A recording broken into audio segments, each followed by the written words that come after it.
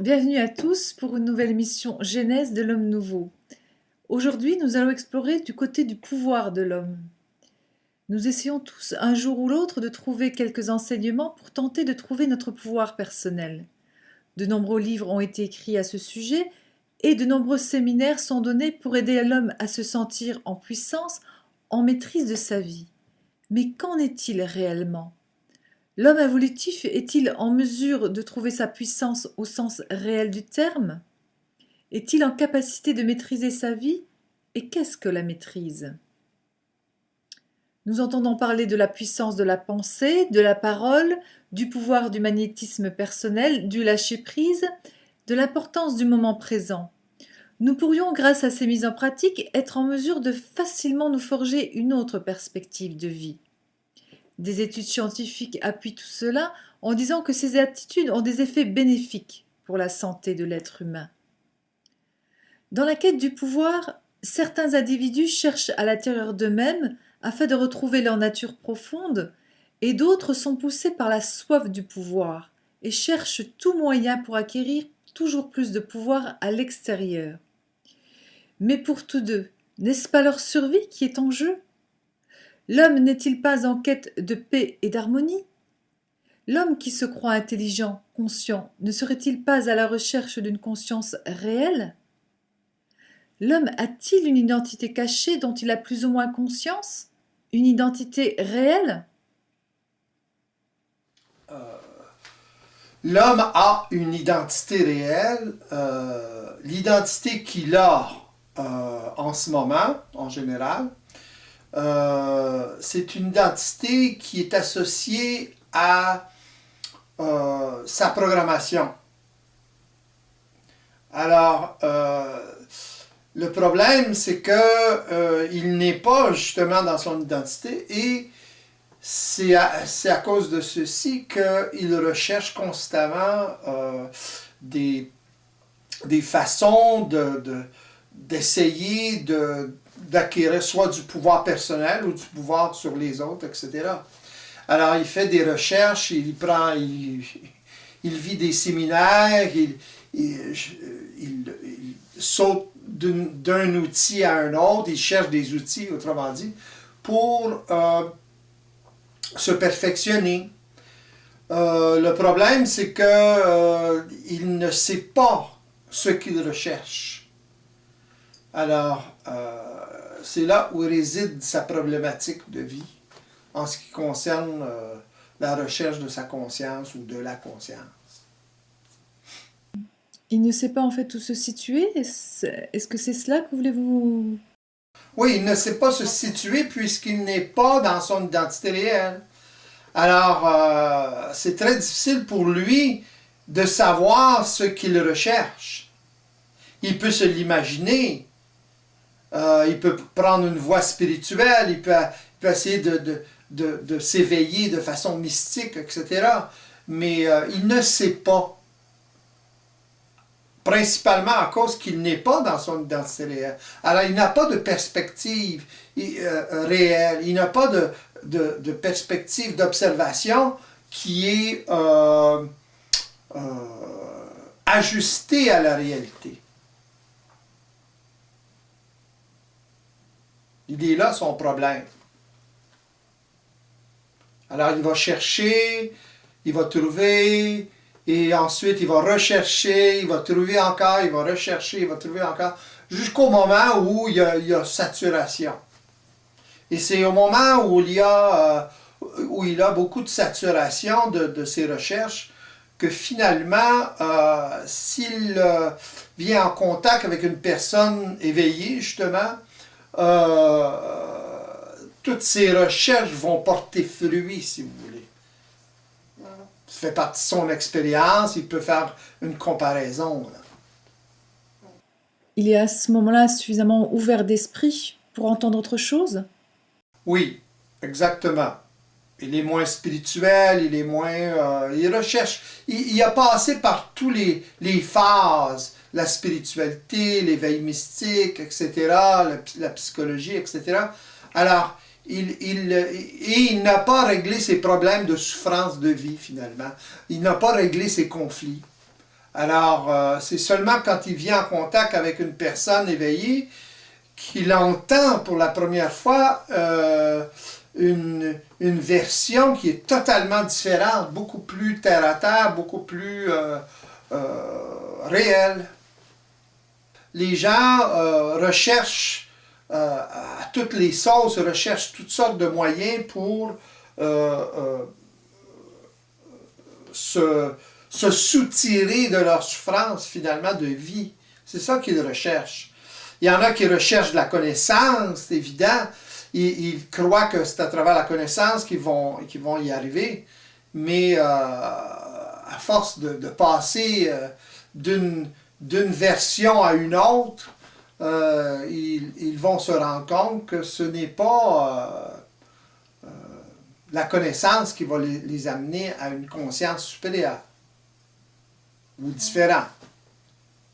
Alors, justement, il y a beaucoup de personnes qui cherchent pas à se débarrasser, mais à éliminer les émotions, à sortir de la souffrance émotionnelle, et qui Ouais. axent tout là-dessus et qui emploient différentes techniques. Et notamment, il y a des enseignements qui sont très intéressants et qui disent en fait à l'homme de se situer en tant qu'observateur de ses pensées et de ne plus s'identifier à ses pensées, de devenir la présence, le témoin qui observe les pensées. Et à ce moment-là, il serait possible de se libérer du mental et de se libérer du mental et de devenir cette présence et d'être plus en paix, plus en harmonie Oui, et de ok. plus ou moins cesser de subir toute cette Oui, souffrance émotionnelle. oui. Oui, mais c'est une belle recette. Mais comme vous le savez, des recettes, ça se manque. Voyez-vous? Alors, des recettes comme ça, ne pas penser, être observateur de sa pensée, c'est toutes des attitudes psychologiques. On n'arrive pas à des résultats comme ça à travers des attitudes psychologiques. Il y a plein de toutes sortes comment je dirais ça, de différentes sortes de façons d'atteindre une certaine conscience dans le monde, là, qui donnent justement ce genre de formule. La formule peut changer, mais c'est toujours une formule, c'est toujours une recette. Il n'y en a pas de recette. Si un individu essaie d'arriver à ces résultats-là à travers des recettes comme celle-là, il n'y arrivera jamais. Voyez-vous? Pourquoi? Parce qu'il est dans une attitude psychologique. Alors, la vie va se charger de l'enfarger, justement. Et il ne pourra pas être observateur de ses pensées. Si rien ne se passe, ouais, il peut observer jusqu'à un certain point ses pensées, mais il va observer justement ce qu'il croit être ses pensées. Et le problème, c'est qu'il va les prendre au sérieux. Oui, justement, ils disent bien de ne pas s'identifier, que la clé, c'était la non-identification, savoir que nous ne sommes pas la pensée, nous sommes autre chose que cette pensée qui est purement involontaire et compulsive. Oui, c'est bien beau cela, mais en attendant, la pensée se produit, s'exécute dans le mental de l'individu. Voyez-vous? Alors, c'est pas avec des... quand une personne a vécu avec ça toute sa vie, est habituée à s'identifier à ses pensées, à ses ressentis, on parle même pas des ressentis, là. Imaginez comment une simple prise de conscience, de savoir que il s'agit de ne pas s'identifier à ses pensées, etc. Quelle force ça va avoir, ça? Contre des habitudes, si vous voulez, des programmes qui créent la pensée. Voyez-vous, le problème avec ça, là, c'est des... Oui, c'est exact dans un sens, mais c'est l'application de tout ça qui n'est pas ajustée à la réalité. Et ces personnes-là qui parlent de cette façon, qui prônent des recettes de cet acabit, si vous voulez, ne sont pas en éveil réel. Ils sont en éveil psychologique, ils sont en éveil mystique, oui. mais ils ne sont pas en éveil réel multidimensionnel. Pourquoi? Pourquoi? Parce que justement, ils offrent des recettes. Ils parlent recettes. Voyez-vous? Et il n'y en a pas de recettes. Ce n'est pas à travers les recettes que l'être humain va en arriver à s'éveiller de façon multidimensionnelle ou à se libérer de sa condition involutive. C'est une farce. Alors s'il n'y a pas de recette, il y a un processus. Il y a un processus évident. Est-ce que vous pouvez nous parler de ce processus? Le processus, c'est une expérience. C'est l'expérience de l'observation multidimensionnelle. Alors, comment une personne peut arriver à commencer à observer de façon multidimensionnelle? Premièrement, il doit être informé sur la mécanique. Ce ne sont pas des attitudes, c'est de la description de comment ça fonctionne. Et par la suite, commencer à vivre l'expérience multidimensionnelle avec une personne déjà éveillée. À ce moment-là, elle va commencer à vivre un petit peu cette expérience, et c'est à ce moment-là que le processus commence. Et c'est dans l'expérience que l'individu va développer cette capacité d'observation. Ce n'est pas dans des attitudes de vouloir être, etc. Voyez-vous? Oui, ça se réalise alors en fait comme pour tout dans la vie par l'apprentissage. Exactement. Ça prend un apprentissage. Mais l'être humain, on dirait qu'à cause de sa conscience involutive, à cause de sa conscience psychologique, finalement, son attachement à la forme, aux formes, il se croit intelligent. Alors, il croit que s'il a conscience d'une chose, il n'y a plus de problème. Ou il y a moins de problèmes. Alors en réalité, il se désinforme. En réalité, il ne connaît pas la puissance de la programmation en lui. Voyez-vous? La programmation fonctionne de façon vibratoire. Ce n'est pas une logique psychologique. Voyez-vous? C'est une logique purement vibratoire, systémique. Alors, l'individu qui croit que à travers la pensée elle-même, la prise de conscience, uniquement la prise de conscience, il peut contrecarrer sa programmation, il y a des croûtes à manger, là. Il va avoir des gros problèmes. Il se forge, il se construit une belle initiation.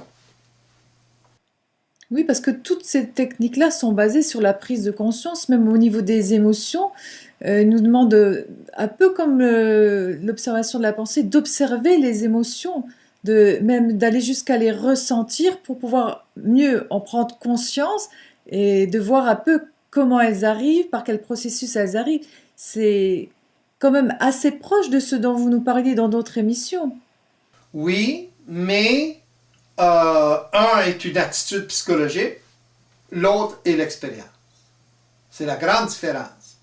Pour une personne néophyte, c'est très difficile pour cette personne de faire la différence, parce qu'il regarde que la forme. Mais si on regarde de plus près, la différence, c'est justement les attitudes psychologiques face à l'expérience. Alors, c'est la grande différence. Il faut le vivre, il faut l'expérimenter pour le savoir. En fait, est-ce que c'est aussi toujours l'habitude de l'homme de tout contrôler par lui-même? Alors que dans le système d'un processus, c'est des choses qui se font spontanément. Tandis que dans l'attitude psychologique, c'est plus l'homme qui contrôle. C'est ça. L'homme essaie de... Ça, c'est très intéressant. L'homme essaie de contrôler, psychologiquement contrôler sa vie. Et la vie ne se contrôle pas psychologiquement. Elle se contrôle vibratoirement. Pas la même chose. Le problème de l'homme, c'est qu'il essaie de contrôler la vie, justement, de façon psychologique. Alors, il se fait avoir tout constamment à cause de ça. Oui? Qu'est-ce que vous appelez le contrôle vibratoire?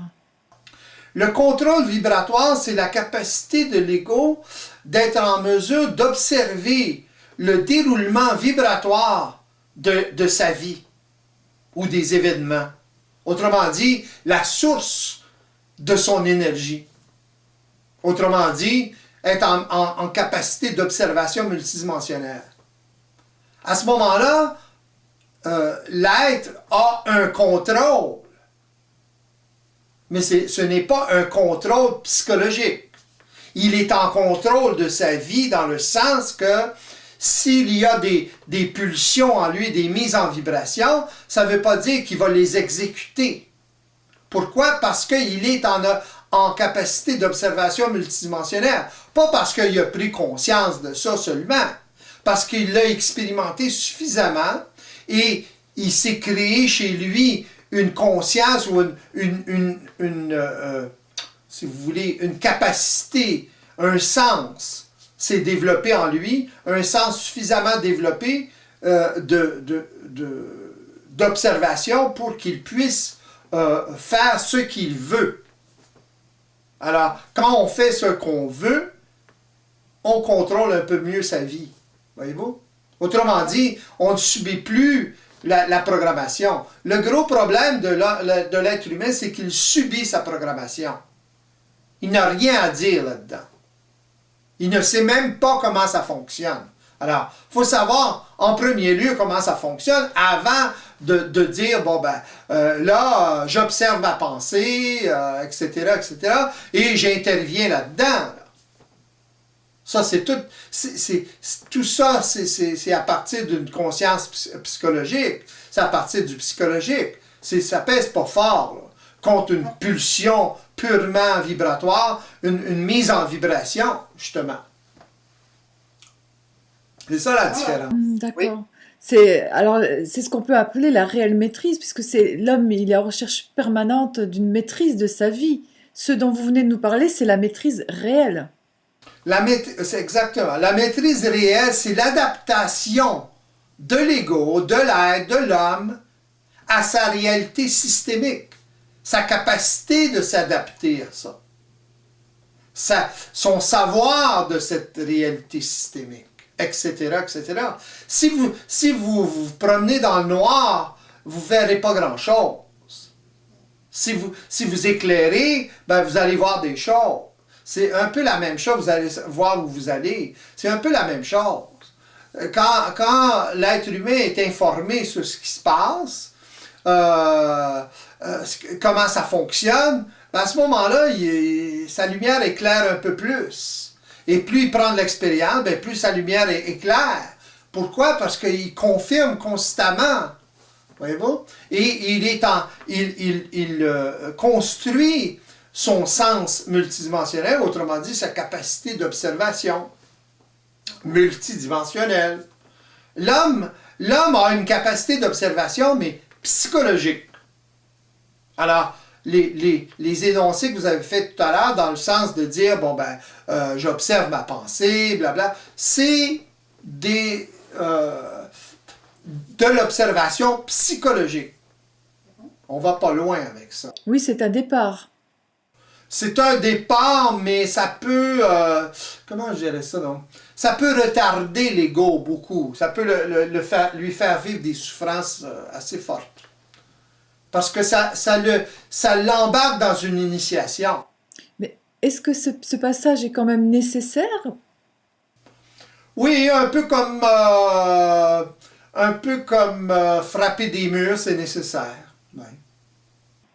Est-ce que l'homme peut l'éviter? Lorsqu'on ne sait pas conduire, on frappe les autres autos, on frappe des murs. Mais on n'est pas obligé de... L'homme s'imagine qu'il sait conduire quand, en fait, il n'a pas appris à conduire son véhicule, si vous voulez. Il faut savoir comment ça fonctionne. Il faut faire un avec lui, etc. Il faut pratiquer, c'est la pratique finalement. C'est pas seulement savoir que, bon, il y a un arrêt ici, on doit faire les arrêts. C'est pas seulement les règlements. Voyez-vous, il y a beaucoup de gens qui qui apprennent à conduire dans les écoles de conduite. Ils savent très bien conduire au niveau des règlements. Mais sur la route, c'est une autre histoire. Alors, on ne leur apprend pas par expérience comment conduire, réellement conduire, comment englober l'auto, etc. Beaucoup de gens ont beaucoup de problèmes avec ça. Et quand ils frappent un mur, ben, c'est un accident qui peut être mortel, justement. Soit pour eux autres ou pour d'autres personnes. La vie, c'est un peu la même chose. La conscience, c'est un peu la même chose. Alors justement, oui. Enfin, allez-y. Justement, la torche que vous nous parliez tout à l'heure sur notre chemin, la torche électrique, c'est en fait c'est la lumière de la conscience. Oui.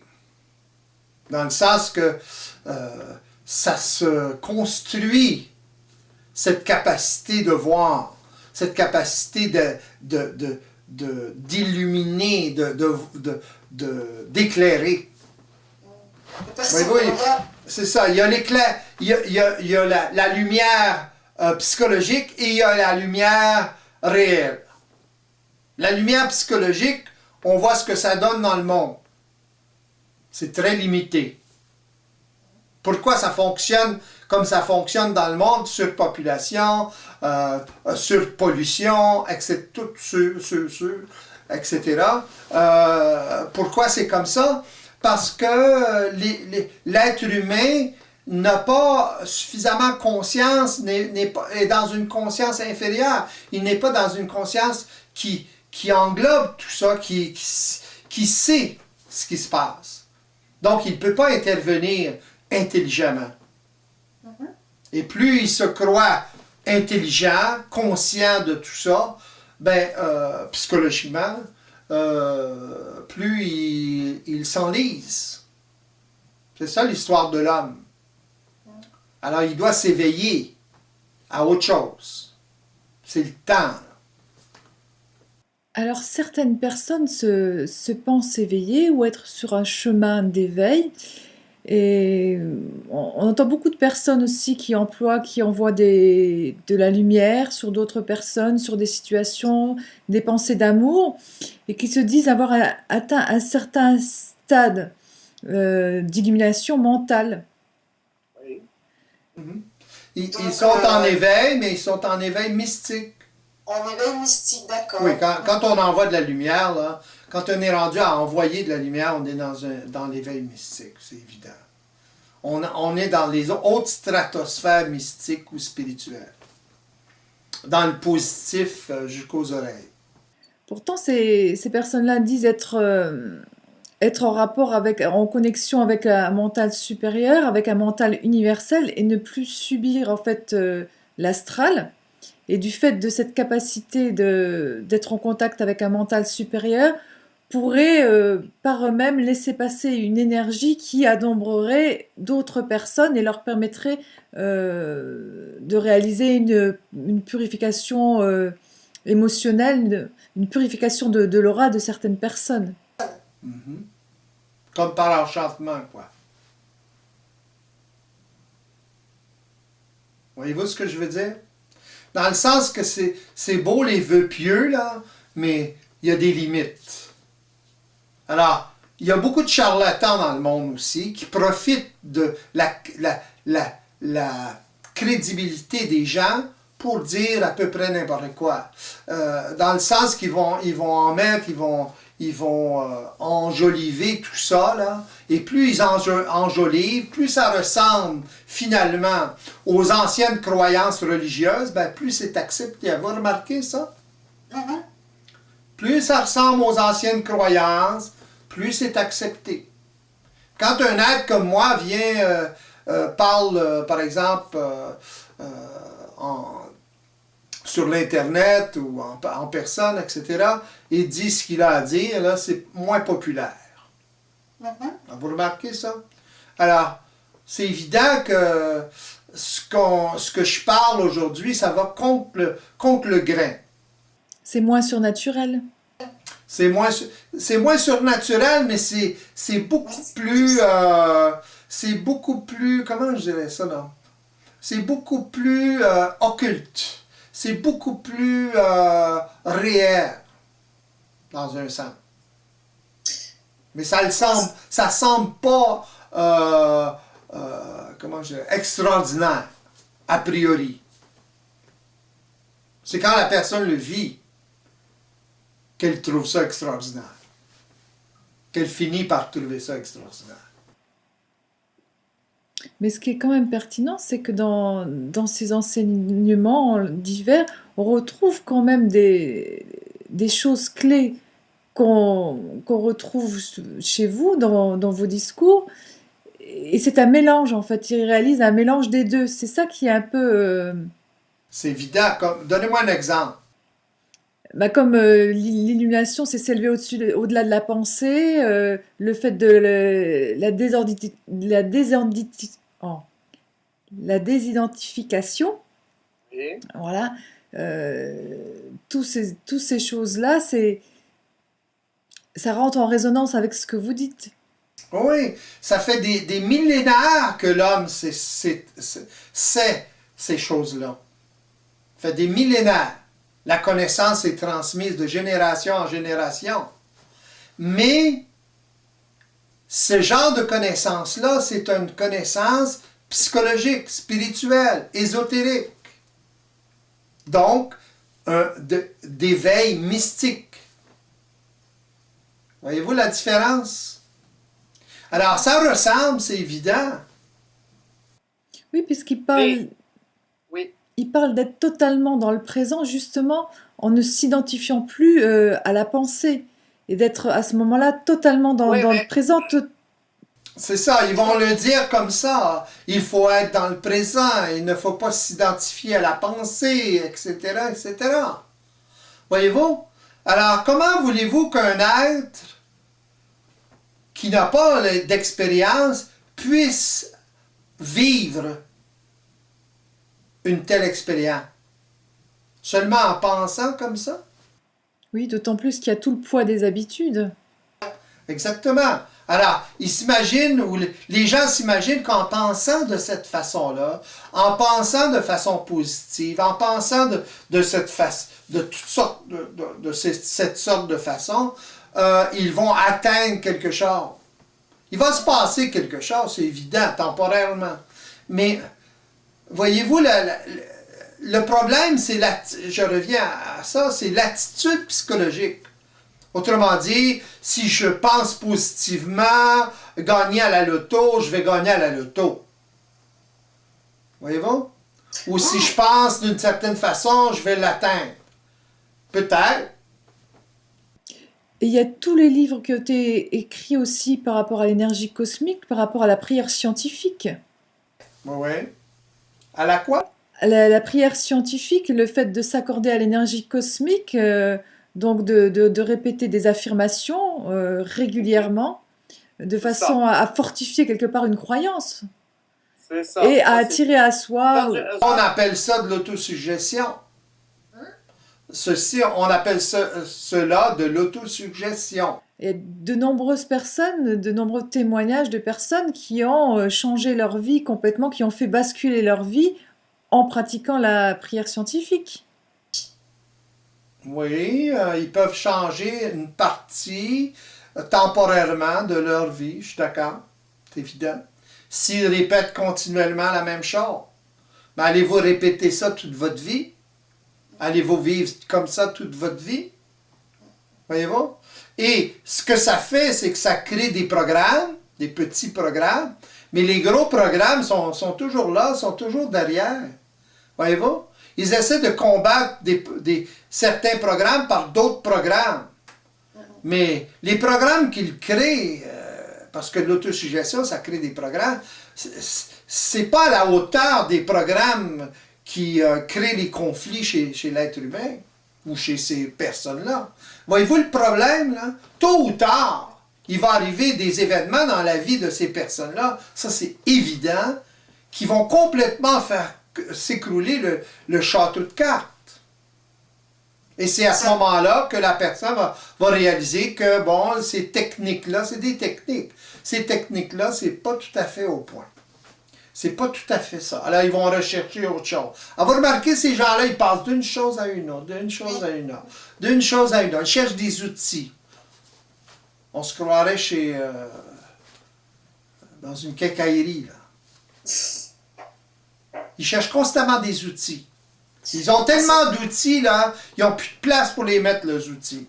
Mais les outils, ça ne sert pas à grand-chose, finalement, face à la vie, face au conflit qu'une personne peut avoir dans sa vie, face au programme très puissant en elle. Alors, la seule façon d'y arriver, c'est de savoir comment ça fonctionne, d'accepter comment ça fonctionne surtout, c'est pas évident, et de commencer le processus par lequel on en arrive éventuellement à avoir un peu plus de contrôle sur sa vie. Autrement dit, sur le débit de l'énergie en nous. Ou de ce qui nous met en vibration. Oui, tout à l'heure, vous parliez d'aller à la source de l'énergie. Est-ce que vous pouvez préciser? La source de l'énergie, c'est la programmation. Autrement dit, un être ne peut pas vibrer ou faire une action quelconque sans avoir été mis en vibration par un programme. Il faut qu'il y ait un déclencheur, le programme se déclenche, mise en vibration et il y a action. Chez les animaux, ça fonctionne comme ça. Chez les plantes, ça fonctionne comme ça. Et ce n'est pas différent pour l'être humain. Lorsqu'une plante pousse, c'est parce qu'il y a le soleil et la chaleur, habituellement. Sur cette planète-ci, en tout cas. Oui. Allez-y. C'est mise en vibration, vous appelez, en fait, c'est ce que l'homme appelle son ressenti. Oui. Oui. Mais faire une nette différence entre un ressenti et une émotion. Le ressenti comme tel, ce n'est pas une émotion, c'est une mise en vibration. Il faut le regarder scientifiquement. Il faut le regarder énergétiquement.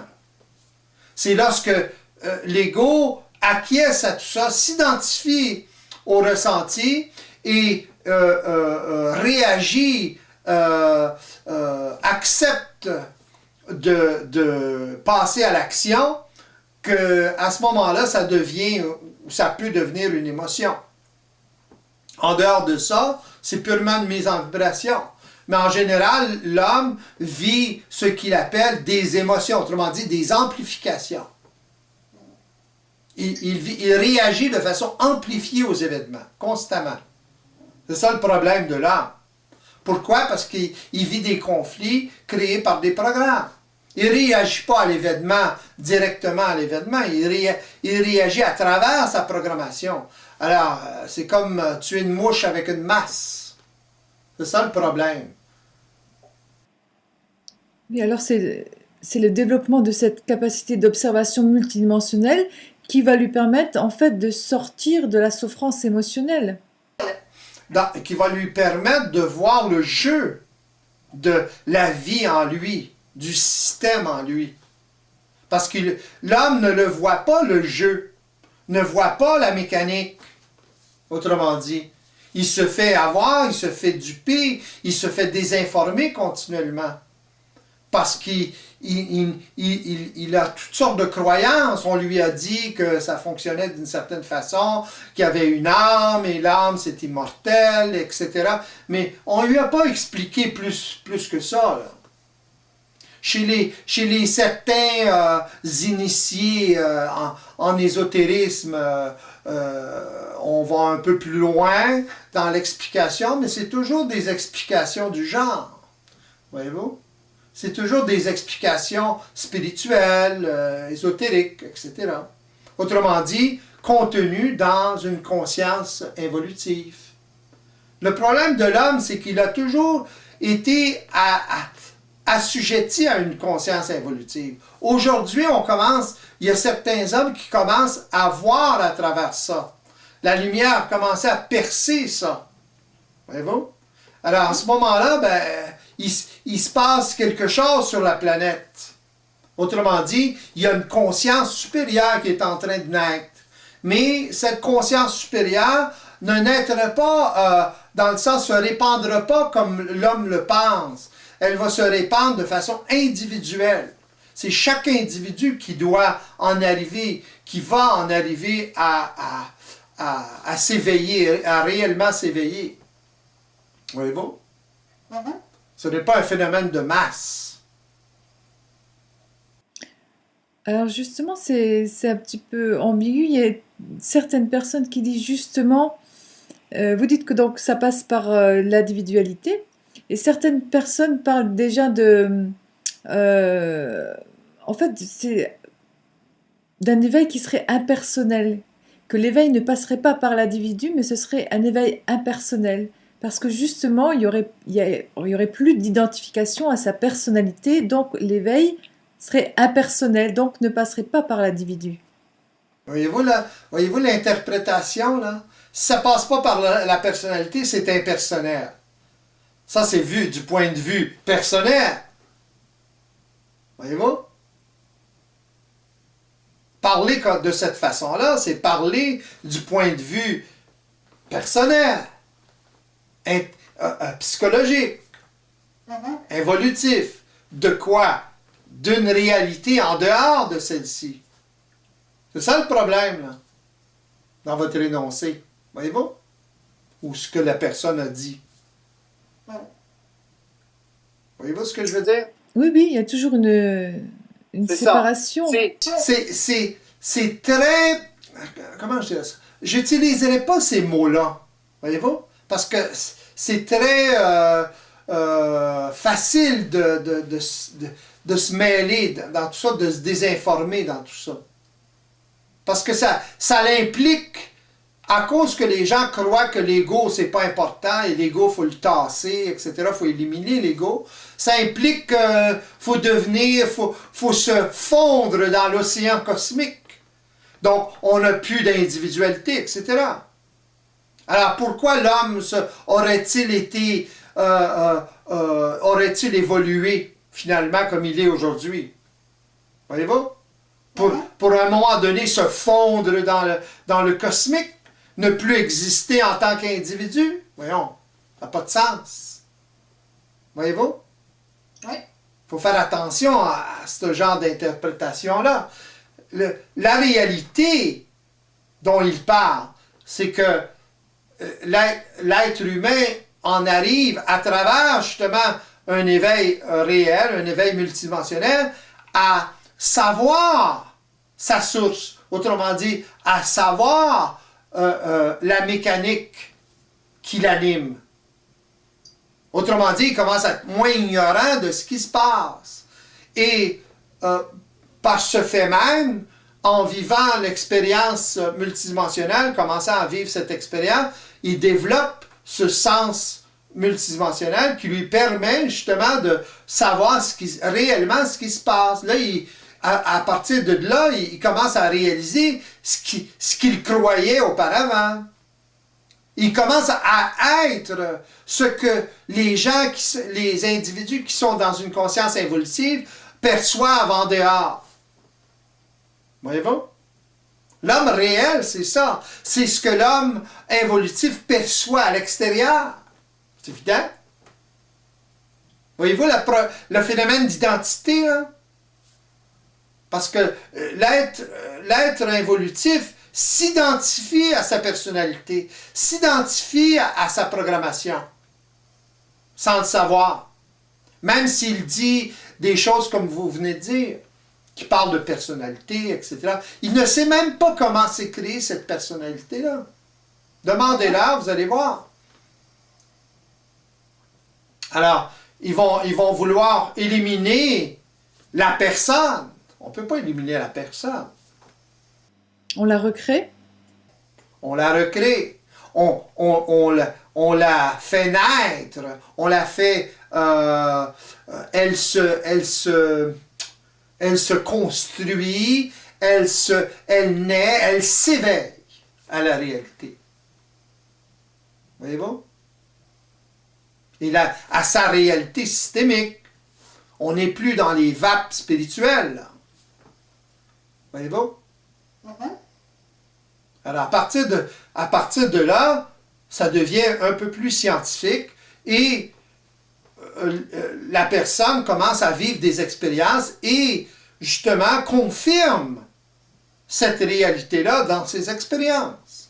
Et non pas seulement, c'est pas seulement du blabla. Voyez-vous? C'est pas seulement de la connaissance. Oui, c'est bien loin de la recherche qu'il est proposé pour aller rechercher de la connaissance au niveau des annales akashiques, ou alors d'être en contact, d'atteindre un mental supérieur pour être en contact avec des êtres de lumière. C'est ça. Ouais, ouais. L'être qui est dans son mental supérieur, dans une conscience supérieure, il est un être de lumière. Voyez-vous? Il est. C'est l'homme, l'être de lumière possible. C'est pas des entités sur d'autres plans, c'est pas d'autres entités biologiques quelque part, c'est pas d'autres intelligences quelque part, c'est l'homme. C'est l'homme qui est à la pointe du iceberg. Dans le sens qu'il a la capacité, lorsqu'il a la capacité de s'éveiller, de conscience, si vous voulez, ou de métaconscience. Elle est là la différence. Voyez-vous? L'homme a été construit pour cette fonction-là de conscience. Est-ce que c'est le poids de tous ces programmes qui l'empêche finalement, qui le fait passer toujours par des êtres de lumière ou par des êtres supérieurs? Oui, parce qu'il perçoit à partir de sa condition évolutive, inconsciente, okay, même s'il se croit conscient, il perçoit constamment à l'extérieur de lui la conscience. C'est évident, puisqu'elle l'est en dehors de lui. Voyez-vous? À partir d'une conscience involutive. L'homme qui est éveillé n'est plus assujetti ou moins assujetti à une conscience évolutive. Donc, il est à l'extérieur. Ce que l'homme perçoit de l'extérieur, des entités, des êtres de lumière, etc., c'est lui-même, en dehors, libre de la condition évolutive. C'est ça il y a une désinformation incroyable dans tout ça. C'est ça le problème. L'homme se désinforme par le fait qu'il ne sait pas, par le fait qu'il regarde les choses même à l'intérieur, prisonnier d'une conscience involutive. C'est ça le problème. Alors il s'invente toutes sortes de choses. Ce qu'il perçoit, il y a une réalité derrière ce qu'il perçoit, c'est évident. Oui. Voyez-vous? Mais on doit préciser ce qu'il perçoit. Ce qu'il perçoit, c'est lui-même, sur un autre plan, dans une autre conscience. Voyez-vous? Parce qu'il se perçoit quelque part. Il y a une petite lueur encore, puisqu'il est vivant. Mais il est tellement englobé par cette conscience évolutive à travers le fait qu'il ne connaît pas la mécanique, qu'il ne sait pas ce qui se passe, qu'il est totalement assujetti à son karma, c'est-à-dire à sa programmation. Voyez-vous? Quelle meilleure façon d'être assujetti que l'ignorance? Voyez-vous? Alors, je voulais aussi vous parler d'exemple, par exemple, par rapport aux expériences de mort imminente ou alors à des personnes qui disent à un moment, donc avoir vu la lumière, ça a complètement modifié leur vie. Comme si à un moment donné le voile s'était déchiré, qu'ils avaient eu accès à leur conscience réelle. Oui. Oui. Les personnes qui vivent des expériences de mort imminente ou qui sortent de leur corps, etc., qui décrivent ces expériences-là comme ça, ce qui arrive, c'est que quand une personne, quand les facultés biologiques, si vous voulez, le cœur, etc., cessent de fonctionner, il y a une perte de conscience, évident, mais la personne se sent quand même, il y a une présence quand même. Alors, ce qu'ils perçoivent, ça peut être une fraction de seconde. Ce qu'ils perçoivent, c'est que c'est le détachement d'avec la programmation, justement. Voyez-vous? Alors, lorsque l'ego est détaché, lorsque la personne est détachée, même une fraction de seconde de la programmation, autrement dit, il y a un détachement justement émotionnel, voyez-vous? Un détachement, ce que je veux dire, c'est qu'il il n'y a plus d'attachement émotionnel à son corps, par exemple, etc. Mais il se passe quelque chose de très curieux. Il se passe la même chose que lorsque une personne s'éveille réellement. C'est le même mécanisme. Le problème, c'est que lorsqu'une personne vit ça dans un cas de mort imminente comme ça, elle n'est pas préparée, voyez-vous, à l'expérience. Alors, on va l'interpréter d'une certaine façon, et la plupart des gens l'interprètent de façon mystique, justement. Oui. Plus ou moins. Alors, ils parlent tous de la même chose, finalement. Ils parlent tous du détachement de leur identité terrestre, si vous voulez. Ils voient la lumière. C'est évident qu'ils voient la lumière, puisqu'ils sont détachés. Ils commencent à se détacher, ou ils sont détachés émotionnellement d'eux-mêmes. Voyez-vous? Et pas aussi d'amour universel. Ben, c'est évident, puisqu'ils perçoivent la grandeur d'eux-mêmes. Voyez-vous? Leur grandeur, la grandeur de l'homme, finalement, parce qu'ils sont l'homme. L'individu, c'est l'homme. Voyez-vous? Alors, ils perçoivent cette grandeur-là, dans le sens, c'est intuitif, c'est évident, là, mais ils perçoivent, comment je dirais ça? Ouais, ils perçoivent la grandeur de leur conscience, de leur rôle, si vous voulez, en tant qu'homme, ou la capacité qu'ils ont, inconsciente qu'ils ont. C'est tout ça qu'ils réalisent à ce moment-là. Mais n'ayant pas d'expérience, ils ont un choc, premièrement, ils voient de la lumière, c'est clair pour eux, là, mais c'est purement intuitif, c'est purement des impressions. Voyez-vous? Tandis qu'une personne qui est éveillée, qui vit la même chose, va savoir très bien ce qu'il est en train de vivre, même il est habitué à vivre ce genre de choses-là. Voyez-vous? Il est détaché émotionnellement de sa programmation. Il est détaché émotionnellement de ses ressentis, de sa pensée, etc. Mais il a encore une présence. Voyez-vous? Il y a une présence encore plus forte qu'avant, mais qui ne passe pas par la personnalité nécessairement. Voyez-vous? Ou l'attachement émotionnel à la personnalité plutôt. Voyez-vous la différence, là? Oui, c'est ça l'identité réelle dont on parlait donc en début d'émission. Oui. C'est très difficile à décrire. On la décrit au fur et à mesure qu'on en parle. Mais ça ne se définit pas dans 2 mots, là. L'identité réelle, c'est l'identité qu'a l'homme en dehors, libre de sa condition évolutive.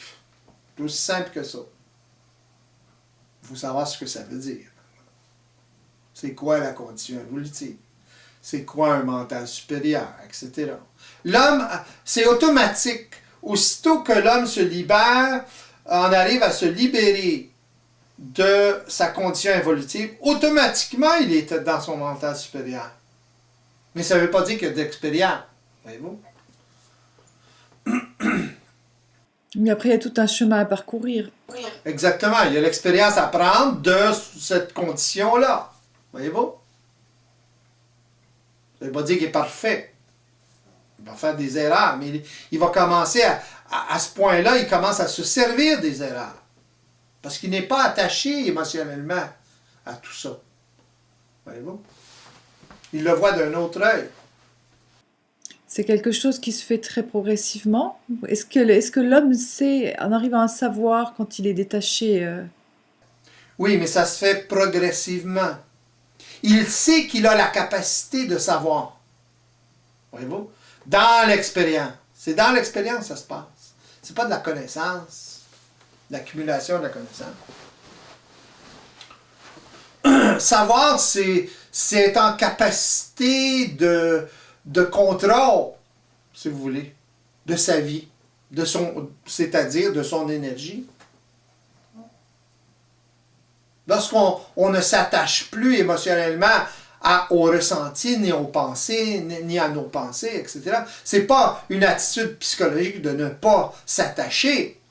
C'est une capacité à ne pas s'attacher. C'est ça la différence pour revenir à ce qu'on disait au début. Voyez-vous? C'est une capacité à ne pas être en mesure de s'attacher. Pourquoi? Parce que l'individu voit très bien ce qui se passe. Voyez-vous? Il est informé, il n'est plus dans l'ignorance. Tandis qu'une personne qui est dans l'attitude psychologique de ne pas faire il n'est pas il n'est pas informé, justement. Il est dans l'ignorance. C'est pour ça qu'il prend des attitudes psychologiques comme celle-là.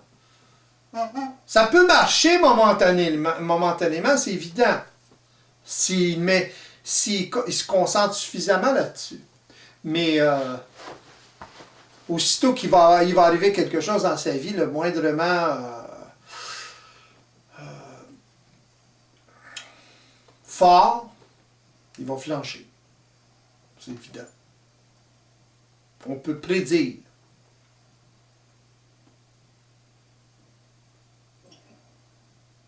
Alors toutes ces recherches mènent à l'expérience de réaliser que finalement, il y a beaucoup de formes de toutes sortes, beaucoup d'outils, beaucoup de ci, beaucoup de ça, mais ça ne mène pas à Rome nécessairement. Voyez-vous? Alors, c'est lorsque l'ego a fait le tour, il n'est pas obligé de vivre cette expérience-là, mais la plupart vivent cette expérience-là. Et lorsqu'il a fait le tour, ben, à ce moment-là, il est plus mûr s'il rencontre, par exemple, une personne éveillée qui lui parle qui lui détruit toutes les formes, finalement, qu'il a crues dans le passé. Il va être moins attaché à ces formes-là puisqu'il va avoir vécu l'expérience. Le problème, c'est la croyance. Le problème, c'est l'attachement émotionnel à des formes de croyance, justement, comme ça. C'est ça le problème. Regardez ce que ça fait dans le monde. L'attachement émotionnel à des formes de croyance comme les religions. Il y a presque une guerre de religion en ce moment dans le monde. Alors, à cause des croyances, justement. nous avons pu voir tout au long de cette émission que la maîtrise de la vie tant recherchée de l'homme est en rapport direct avec le développement d'une capacité d'observation multidimensionnelle. Ce processus commence par la capacité de réception de l'information à propos de la mécanique multidimensionnelle et par la suite la mise en pratique via l'expérience vécue avec une personne multidimensionnellement éveillée. C'est a priori l'accumulation de ce genre d'expérience qui engendre le développement d'un nouveau sens d'observation. Cette capacité d'observation supérieure nous permet éventuellement de commencer à gérer notre énergie, donc notre vie, et de ne plus subir inconsciemment notre programmation. Nous sommes dès lors réellement en puissance dans notre vie. Au fur et à mesure que nous acquiesçons cette expérience, nous commençons enfin à voir ce qui se trame dans les couloirs de l'invisible. Notre regard, tel un faisceau lumineux, devient comme un rayon laser qui s'intensifie et perce le profond brouillard évolutif.